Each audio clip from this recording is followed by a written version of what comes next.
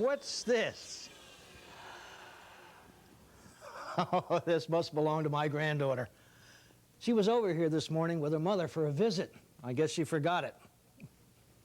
This little guy looks almost human. Do real animals ever act or look human? Sometimes in fables they do, and some legends are fables. Now, a fable is a very short story that teaches us a moral or a lesson.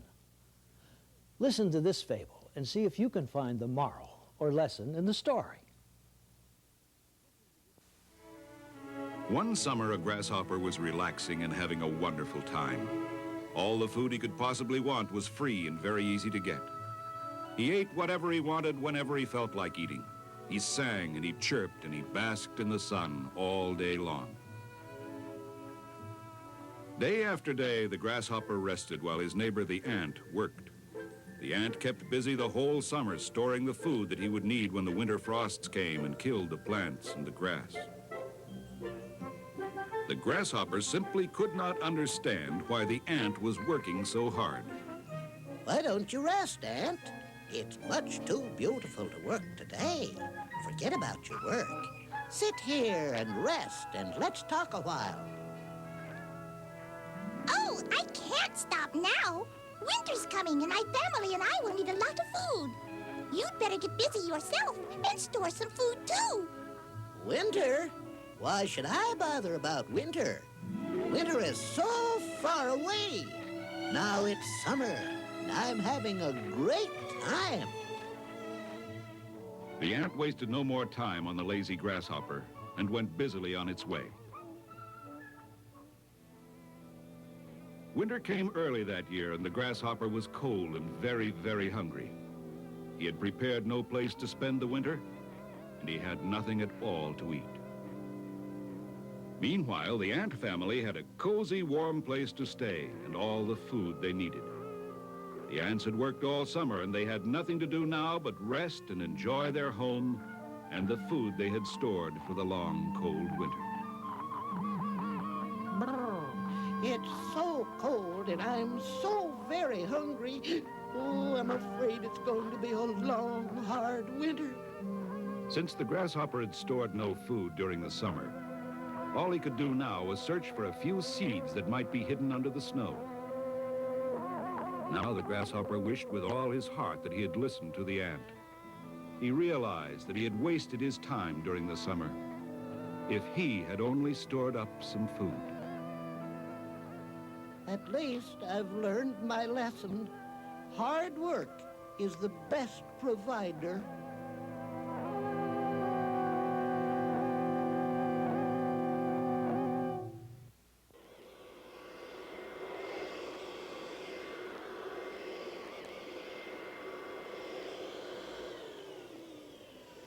Sleeping won't do it. The hard work is the best provider. And that is the moral of this fable. Now, the grasshopper was foolish because he didn't put food away for the winter. And he didn't make a home to protect himself from the cold. So the ant was smart, and the grasshopper was foolish because he didn't provide for himself.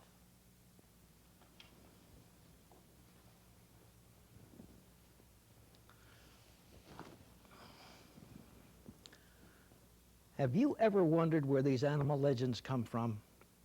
Well, sometimes these legends or fables are made up to explain to us in a very funny way why the animals do the strange things that they do. In Africa, where the most unusual animals live, comes our next tale. Why monkeys live in trees.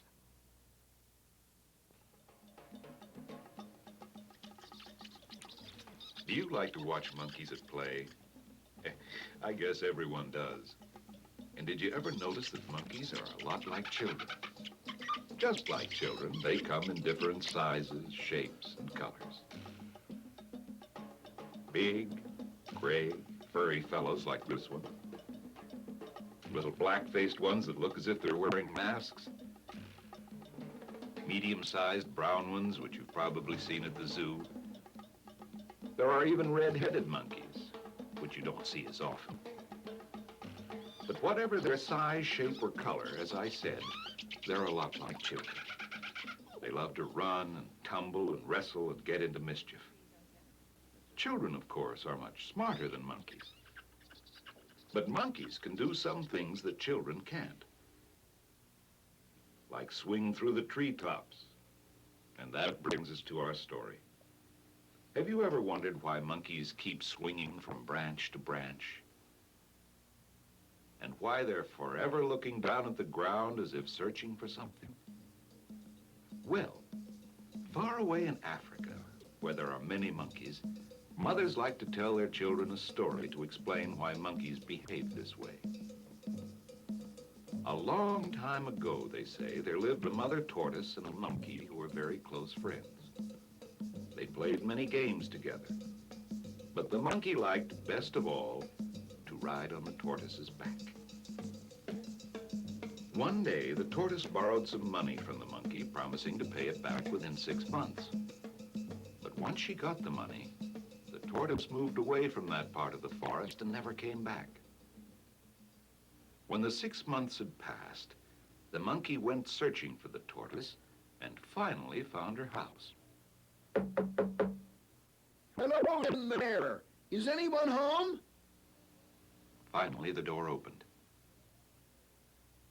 Where is your mother, my child? Alas, I do not know. Indeed, it has been 6 months since I last saw her. Every day, the monkey went to the tortoise's house, hoping she would be home so he could collect his money. And every day, the tortoise's daughter said she had no idea where her mother could be.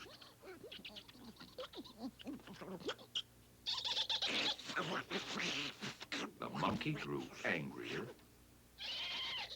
and angrier with every visit. My, but Mr. Monkey was upset. Now, that smart old tortoise was at home all the time, but she lay very still behind the house. She was the same color as the earth, and even though the monkey prowled angrily about the yard, he never noticed her. I'm getting sick and tired of having to run and hide every time that monkey comes around. Next time he comes, simply turn me upside down and start grinding flour on the bottom of my shell. He will think I'm a grinding stone. On the following day, the monkey appeared as usual. Young lady, let me in. I am going to search this house for your mother. As she entered the kitchen, daughter tortoise quickly flipped her mother upside down and began using the bottom of her shell for a grinding stone. The monkey was so furious over not finding mother tortoise that he snatched up the grinding stone and threw it as far as he could into the thick bush.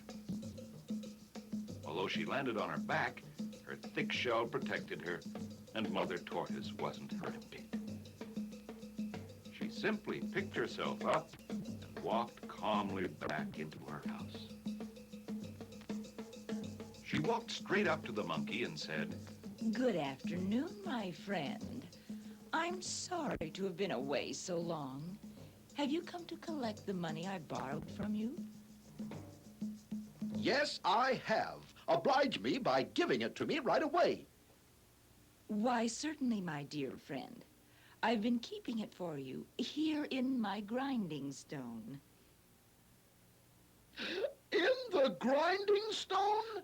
Yes, that's where I always hide my money. Oh, but I don't see my grinding stone anywhere. Where can it be? When the monkey calmed down enough to regain the power of speech, he admitted sadly that he had thrown the grinding stone out into the thick bush. Oh, well, don't worry. Just go out and look for the grinding stone. When you find it, you'll have your money. So the monkey went outside to look, but the bush was so thick he couldn't see anything. Finally, in desperation, he climbed up into the trees so he could see down into the bush. He even hung upside down to get a better look, but he still could see no sign of the grinding stone. All the other monkeys in the neighborhood came around to ask what he was doing. Well, you know how curious monkeys are. and he persuaded them to help him look. Soon the trees were alive with monkeys, running in all directions, swinging from branch to branch, and searching the bush with their sharp little eyes. And that, children, is why monkeys live in trees. Why, at this very moment, if you go into the forest and look into the trees, you will find the entire monkey family swinging from branch to branch, and from tree to tree, still searching and searching for the grinding stone that holds the money. Boy, that monkey really wanted that money back. But I guess any of us would have tried to get back what we'd lost. But supposing our animal character in a story couldn't get what he wanted in the first place. The Fable of the Fox and the Grapes. It was a hot, dry summer day as the fox walked down a country road. The fox had been walking a very long time and was getting very tired. Oh, it's so hot. I gotta find a cool place to rest. My mouth and throat are so dry. Maybe I can find something cool and sweet to eat. The fox saw the shady grape arbor and thought that it would be a fine place to rest. Then he looked up and saw a large cluster of plump, juicy-looking grapes. Just smell those grapes. I can almost taste them. They're just the thing to make me feel refreshed. The fox stood on his hind legs and stretched himself, trying to reach the grapes. But the plump, juicy fruit was just out of his reach. Then the fox decided to use his powerful legs to spring high into the air and seize the grapes. But the grapes hung on their cool green vine, safely out of the reach of the fox's hungry jaws. The poor fox backed away and took a running head start, thinking that this time he would surely get the cool, juicy grapes. But once again, the fox missed the grapes and dropped back to the ground. The fox thought and thought of a way to reach the grapes, but nothing seemed to work. Each time the fox tried for the grapes, he just missed them. The poor fox spent the rest of the day in vain trying to get the refreshing fruit. It was nearly dark when the exhausted fox limped slowly back to the road. He had had no rest and no grapes. I didn't want those old grapes anyway. I just know they're sour. And so the poor fox comforted himself without realizing that it is easy to dislike what you cannot have. Did you ever want something that you couldn't have? And what did you do when you couldn't get it? Why don't you write a story just for fun where all of the characters are animals that act like people? Oh, I better call Susie and let her know where her little guy is. Hello, Mert. Mert, connect me with my daughter. Oh, Captain Dan. Susie. Gramps. Yeah. Guess what I found that belongs to you? It's got a cute little blue suit on, and it's wearing blue sunglasses, and it's got a funny little blue hat. That's right, it's your little teddy bear.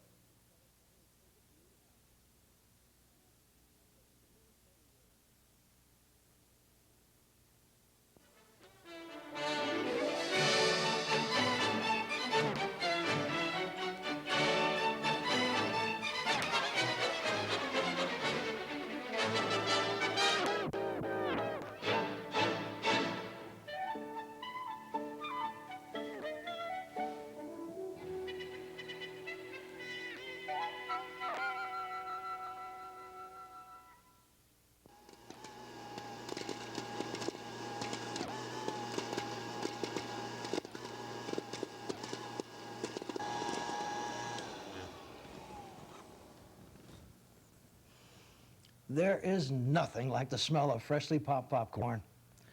It's interesting how tiny little kernels of corn are turned into big, delicious pieces of popcorn when they're cooked.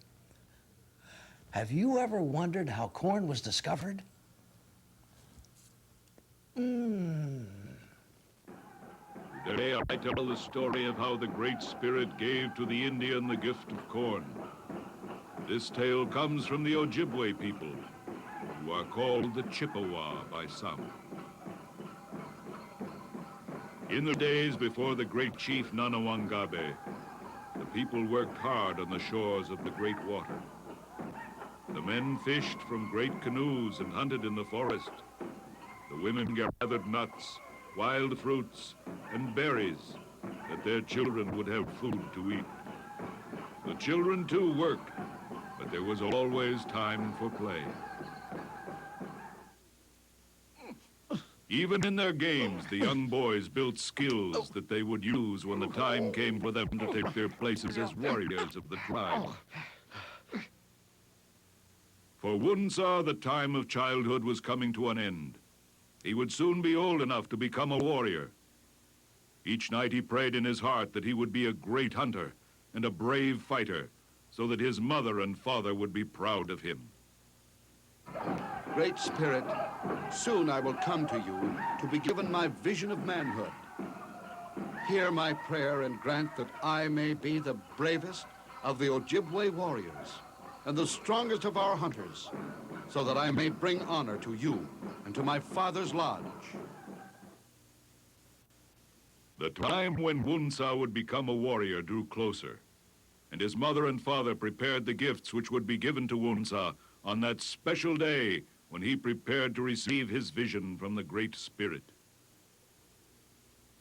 Wunsa had already chosen the place where he would build his spirit lodge. Here he would fast and wait for the vision which came to all Indian youths before they became warriors. You have chosen well, my son. This is a sacred place. I will build my lodge quickly, Father. As Wunsa worked, the younger boys watched and learned from him, just as he had done when he was a young boy. See, my friends, how the lodge is made. It must be perfect in every way to receive the messenger the Great Spirit sends to each warrior as he fasts inside his own spirit lodge. Well, it doesn't make, I don't think there's a way. Well, you see what he did over there? I sure did. Yeah. You think it's right? He's going to do a good job. Yeah, I think so. Yeah. Hope so. It is finished. I am now ready for the ceremony to begin. I know that the Great Spirit will send me a mighty vision. The boy returned to his village and told his family that he was ready to begin. Wunsa, you are old enough to become a warrior. Before we accept you, you must stay alone in your spirit lodge for 5 days. You will eat no food, but you may drink water twice each day. If you are worthy, the Great Spirit will send you a vision. This will be powerful medicine in your life. Before sundown, Wunsa bathed in the lake, put on his new vest made by his mother and the moccasins made by his father, and then the entire village followed him as he went to his spirit lodge to begin his 5 days of fasting. Wunsa's heart beat louder than the festival drum. Remember, Wunsa, 1 drink in the morning and 1 at night. You must pledge this on your honor. If you fail, you will bring dishonor to your family, your people, and yourself.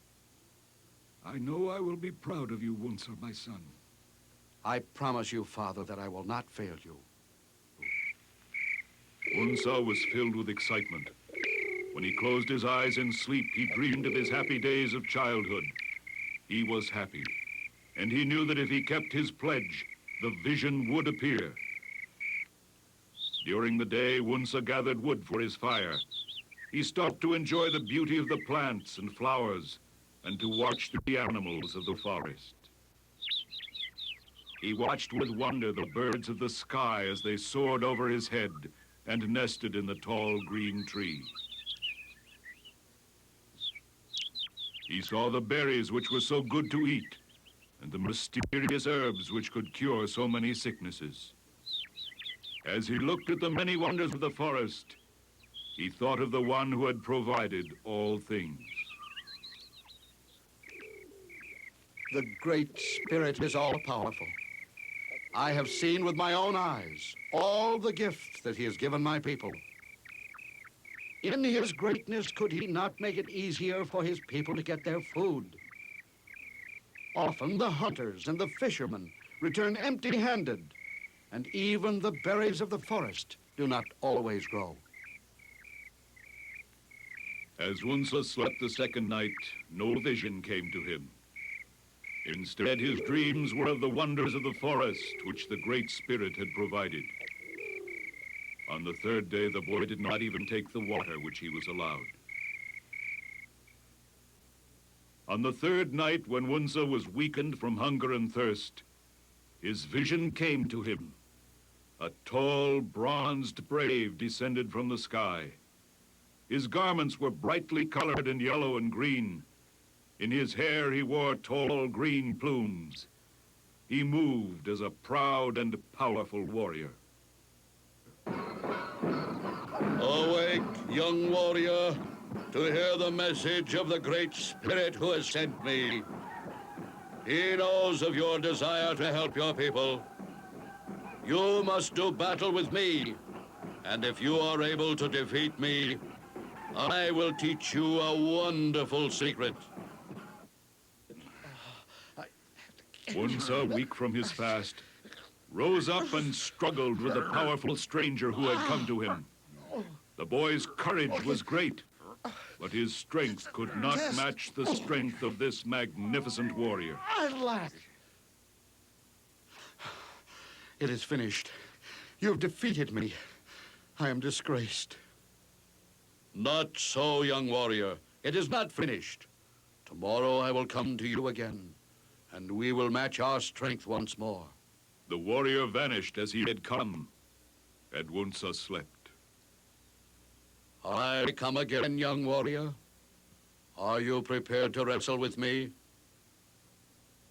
I am even weaker than before, but I am not afraid. Once more, Wunsa struggled with the stranger, and again he was defeated. You have a brave heart and great courage, young warrior. Tomorrow I will come to you for the last time. That will be your final trial. Wunsa was ashamed of his weakness, and in his heart he prayed to the Great Spirit for strength. I have grown much weaker, but I will accept your challenge this last time. It may be that you will take my life. If that is to be, I pray that my father will know that I died as a warrior. With a mighty war cry, Wunsa fell on the warrior, and their final battle began. For a long time they battled, and finally the boy Wunsa was able to overpower his visitor. Well done, young warrior. Now hear me. I must come to you one more time. We will meet in combat once again. You may be certain that you will be victorious, and then the wonderful secret will be yours. Wunsa was troubled. The time of his fast was over, and he should be returning to his village. Come, my son. The people are waiting to hear of your vision. Father, I cannot leave the lodge. I must stay one more day. Allow me one more day to fast. My vision is not yet finished. It was not usual for a boy to prolong his stay in the Spirit Lodge, but Wunsa's father had trust in his son. The shaman, too, knew that Wunsa was an exceptional boy and gave the boy permission to stay. In his lodge, Wunsa waited. It is time, Wunsa, for your final victory. Promise that you will do me the honor befitting a slain warrior. I promise. When I am dead, strip off my garments and place me in a clean patch of soil. Clean the place of all weeds and brambles. When I am buried, come to visit my grave often. The battle raged for a long time. But in the end, the spirit warrior was overcome by Wunsa's newly found strength. The boy was strangely troubled.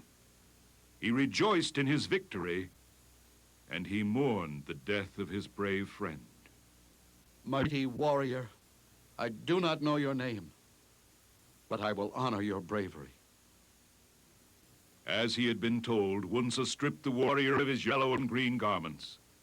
He prepared a grave and placed the fallen warrior in it. Then he raised his arms to the sky. Great Spirit, this mighty warrior returns to you. On his resting place, I shed the last tears of my childhood. The warrior Wunsa returned to his people, and a great feast was held. He recounted his vision and waited for the wise men of the village to tell him its meaning. But they could not agree. One said that it meant he would be a mighty warrior. Another said it meant that he would be a shaman. None could agree on the vision's meaning. Wunsa did not forget his promise to his friend. He came frequently to the grave and tended the ground carefully. He pulled up the wild grass and brought water from the lake to keep the rich brown earth soft and moist.